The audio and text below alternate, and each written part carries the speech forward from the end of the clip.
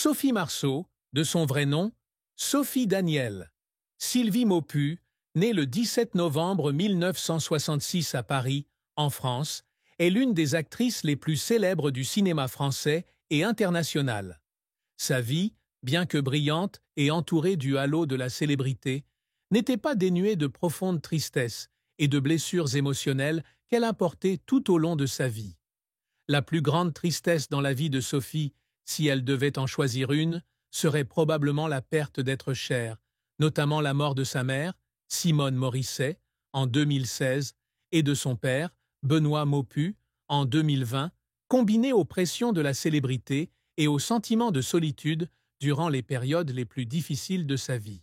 Ces pertes n'étaient pas seulement une douleur personnelle, mais aussi des chocs émotionnels, la forçant à faire face à la fragilité de la vie et à sa responsabilité de continuer à vivre et à contribuer. Simone Morisset, la mère de Sophie, est décédée le 18 décembre 2016 après une bataille contre le cancer. Sophie avait alors 50 ans, mais le décès de sa mère a laissé en elle un vide qui ne pouvait être comblé. Simone n'est pas seulement une mère, mais aussi une amie, qui l'a toujours discrètement soutenue depuis les premiers jours de sa carrière d'actrice. Sophie a un jour partagé dans une interview que sa mère était la femme la plus merveilleuse du monde. Et lorsqu'elle est décédée, elle a eu l'impression qu'une partie de son enfance, une partie de ses plus beaux souvenirs, avait disparu à jamais.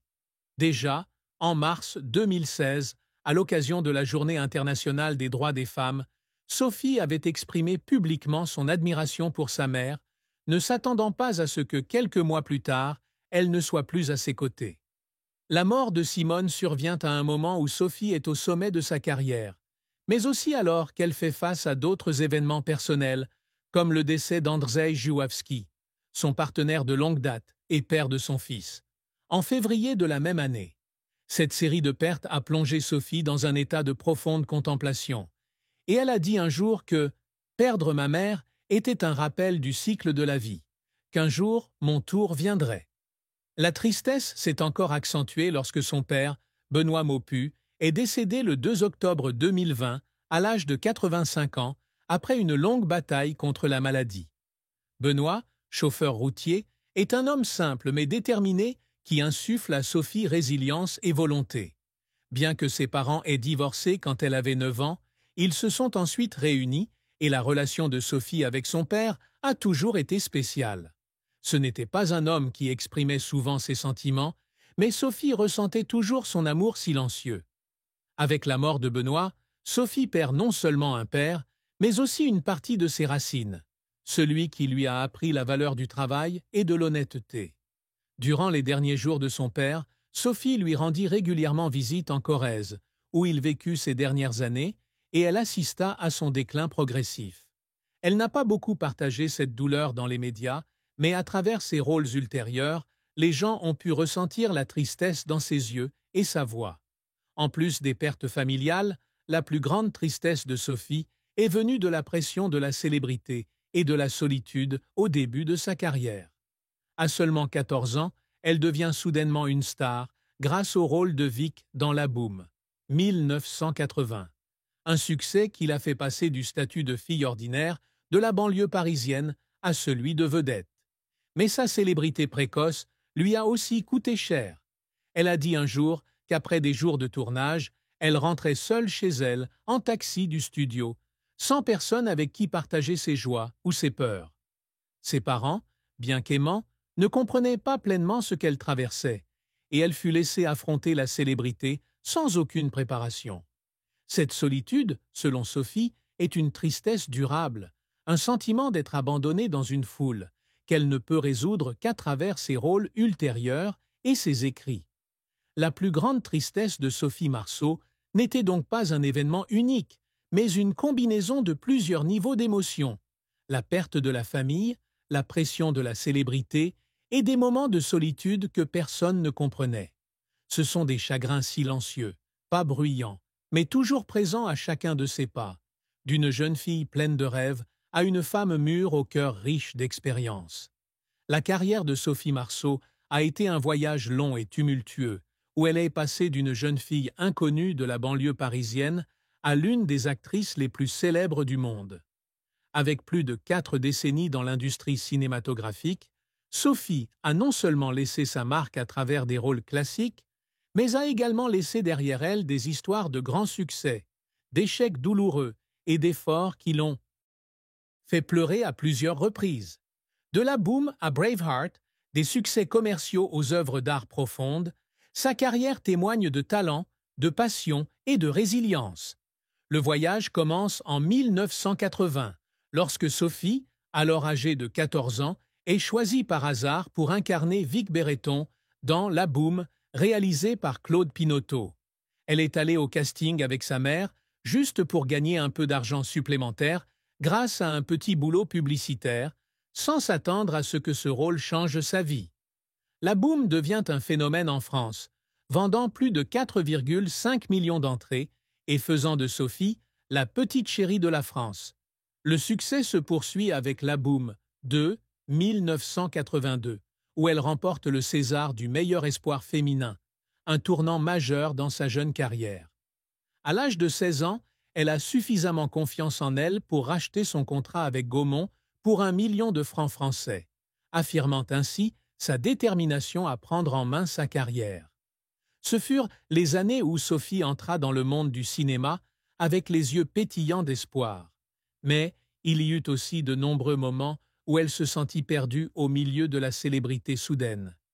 Les années 1980 et 1990 sont la période où Sophie s'est imposée comme une star majeure en Europe. Elle apparaît dans une série de films à succès tels que L'étudiante, 1988, Pacific Palisades, 1990 et Fan Fan, 1993, où elle démontre ses capacités d'actrice diversifiées, des rôles romantiques légers aux personnages forts et individualistes. Mais son véritable tournant survient en 1995, lorsqu'elle interprète le rôle de la princesse Isabelle dans Braveheart de Mel Gibson. Le film fut non seulement un succès commercial mondial, mais lança également le nom de Sophie au-delà des frontières françaises, la transformant en une star internationale.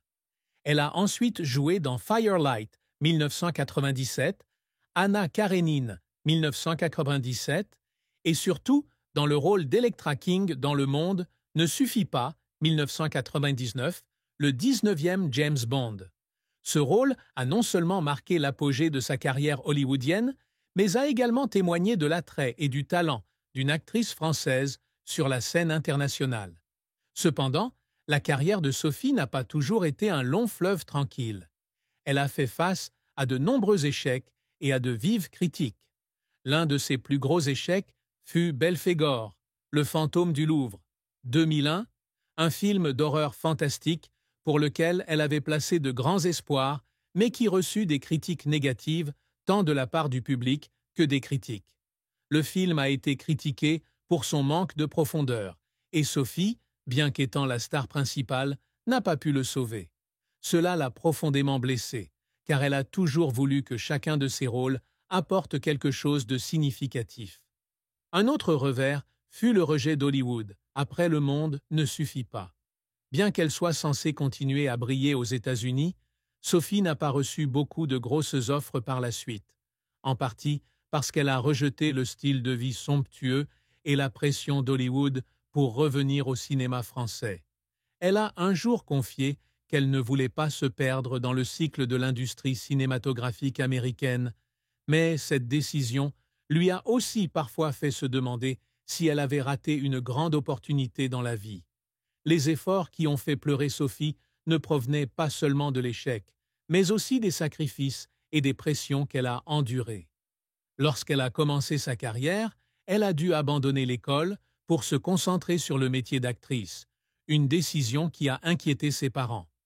Benoît Maupu l'avait prévenue qu'elle ne serait pas retenue dès le premier casting, non pas pour la décourager, mais pour la protéger d'une déception. Mais lorsque le succès est arrivé, il craignait que sa vie ne change trop vite. Sophie a parlé de nuits passées seule après le tournage, en pleurs, se sentant perdue au milieu de la célébrité et de la jeunesse volée. J'avais 14 ans, j'ai commencé à fumer, et je voulais juste aller en colonie de vacances comme n'importe quel autre enfant. Mais les gens me regardaient comme si j'étais une star, pas une fille normale, a-t-elle déclaré. Une autre fois, Sophie a fondu en larmes. C'est lorsqu'elle s'est tournée vers la réalisation avec Parlez-moi d'amour, 2002. Ce film, largement autobiographique, est sa façon de raconter sa propre histoire, d'amour, de perte et de chagrin. Le processus de réalisation du film n'a pas été facile, de l'écriture du scénario à la direction des acteurs. Il y avait des jours où elle travaillait jusqu'à l'épuisement, et lorsque le film a remporté le prix du meilleur réalisateur au Festival du film de Montréal, elle a pleuré d'émotion.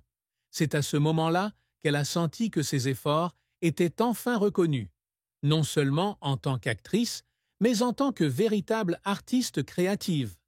La carrière de Sophie est également marquée par des rôles émotionnels dans des films sociaux tels qu'Arrêt